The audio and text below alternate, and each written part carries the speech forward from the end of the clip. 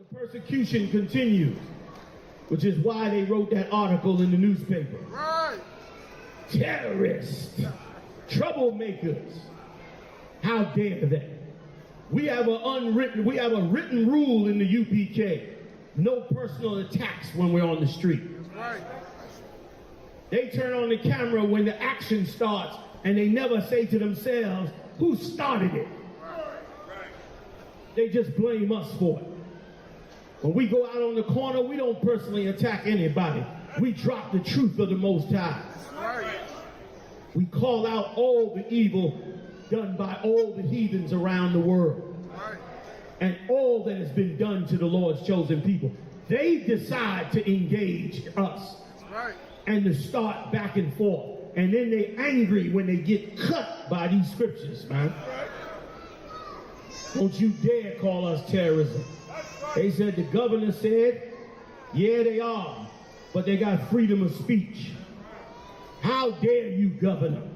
How dare you, sitting in the governor's seat, a seat that was responsible for the death of thousands of slaves.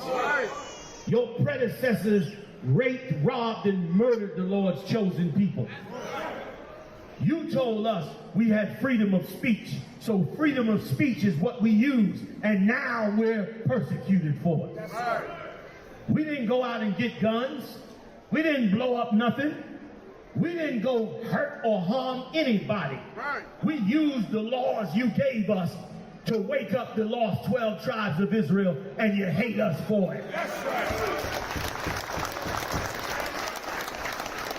You can be whatever you want to be as long as you're not a Jew. As long as you're not a Hebrew, man. Slavery took place in America. Slavery took place in all these different nations that our people are in. Go to the Caribbean, they got relics of slavery down there. Go to Central America, Mexico, South America. All of those tribes were enslaved under this oppressor, man. Either one family or another. They all oppressed us. And now that we turn around and say it's time for us to wake up, now we're the evil one. Colin Kaepernick took a knee and the world turned upside down. How dare you take a knee for black men that are being killed in the streets of America, man? How dare you care for your own people? You know what? This society shuns on us when we love our own. That's right. This place hates us for loving our own. Well, we're going to love our own. That's right. We're going to care for our own. That's right. We're going to build these camps. We're going to bring forth these 12 tribes, man. I'm going to cut it short. You know how I get started. I'm going to chill. So y'all can get to that land. But I had to say a few things because they decided to slander us in the media. The reporter called back under one night I put her on, so I had to interview with her. Instead of putting in what I said to her, she went and found a so-called Jewish rabbi. If that ain't racism, I don't know what is. How you gonna interview me and then go get another person to tell you what we are doing? When I told you what we were doing. I told you who we are. I told you what we do.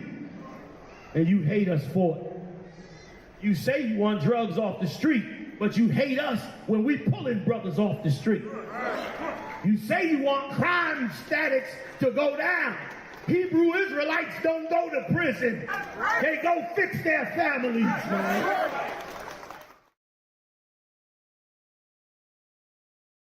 My feet. Now, you know we was on the news, and you know that we was on the news, and you know that we was also in the newspaper. What you don't know is that this all took place because the oldest synagogue in Raleigh, North Carolina, is the ones who were upset. One synagogue, but not just any synagogue, but the oldest synagogue in Raleigh, North Carolina, was upset. And let me tell you something. They had good reason to be upset. And the good reason that they had to be upset was because they were in fear of what I'm about to bring out. They were in fear of being exposed on another level of evil. Let me tell you a little bit first about the history of this synagogue, okay? It said the beginnings. In 1962, 3 years before the emancipation of black people in slavery, it's important to remember, Bavarian-born Michael Grossman and his wife, Regina Einsetta, moved from Warrington, North Carolina to Raleigh, North Carolina. This was the beginning of Jewish culture and religion in our city. So the beginning of it was 1862. They go way back. Check out what they did to make money in this synagogue. They said, along with making uniforms for soldiers during the Civil War. Can anybody tell me what uniforms they was making in North Carolina for the Civil War? Yediah? Confederate. And can you tell me what the Confederate soldiers were fighting to keep?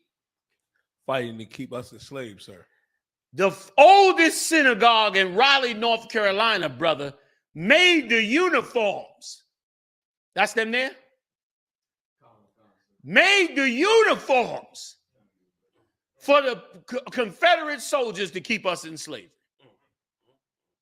While anti-Semitism, racism, they hate us, it's not right. You know, GEN.YAHANNA is a terrorist. They came to Raleigh. They're evil. These bastards are. And let me ask y'all a question. If you're making soldiers for the Confederate soldiers in 1862, can you please tell me what else you are doing in North Carolina in the 1800s, General Maya? You had slaves. I mean, it ain't a hard leap. Good. These people had us in slavery, and there's plenty of history of them having us in slavery. Mm-hmm. These bastards have been having us in slavery since the 1800s. Black people think Raleigh, North Carolina is a black town. You're a fool. Once again, you're a big dummy. Raleigh, North Carolina is not a black town. Raleigh, North Carolina is a Jewish town. I'm about to break it down for you. Raleigh, North Carolina has nothing to do with black people except enslaving them and using them and destroying them. That's what Raleigh, North Carolina has. These people had slaves in the 1800s, and the nerve of them to call us white supremacists. I mean, anti-Semitic. Let me tell you something. We better stop allowing them to use that term anti-Semitic. That's right. They're hiding behind the term anti-Semitic to do evil things in the world. Because I'm going to show you a little bit more. Okay? Here's what they said. The Gromans were included in war services and charities while raising a family in the Jewish tradition.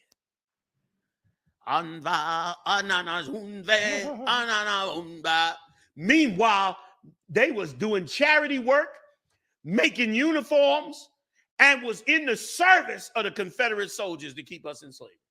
Why? Because they had slaves. Maybe not this particular family, but them white Jews had slaves down there. Okay? When you go back and look at the history of them. Okay? Throughout 4 years of the Civil War, North Carolina contributed to both the Confederate and the Union war effort. North Carolina, not them. They were contributing to the Confederate soldiers. North Carolina served as one of the largest suppliers of manpower, sending 130,000 North Carolinians to serve in all branches of the Confederate Army. They was making uniforms for 130,000 soldiers. They got rich. They got rich financing the soldiers that were fighting to keep us in slavery. These dirty bastards.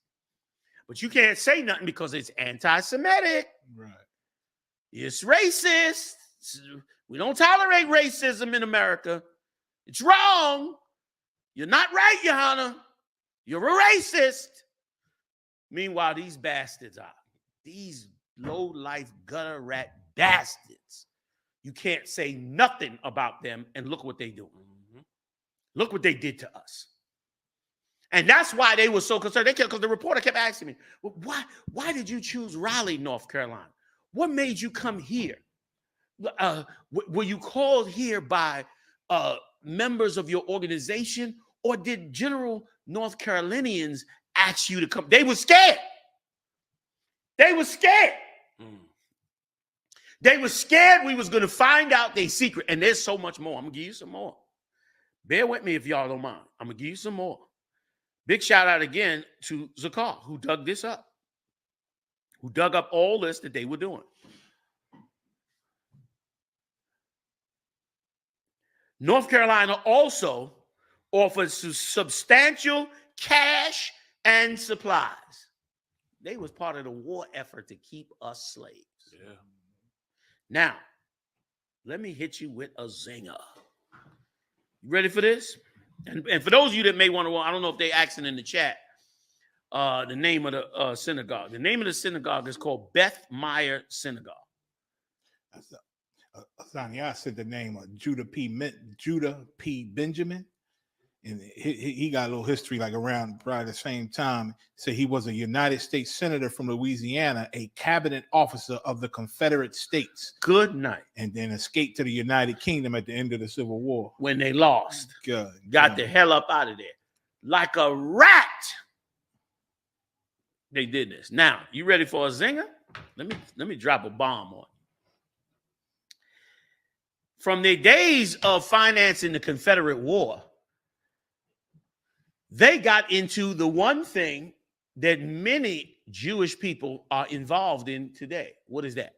What's the number one thing relating to us that we know that they into? Anybody?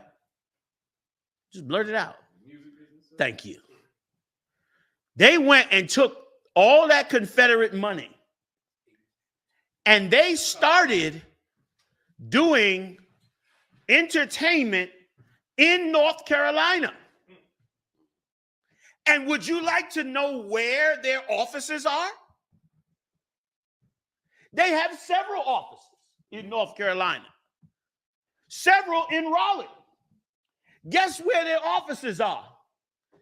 In the Raleigh Convention Center. God. You came and did the Passover right under the noses of white, racist Jewish people who made millions off of black.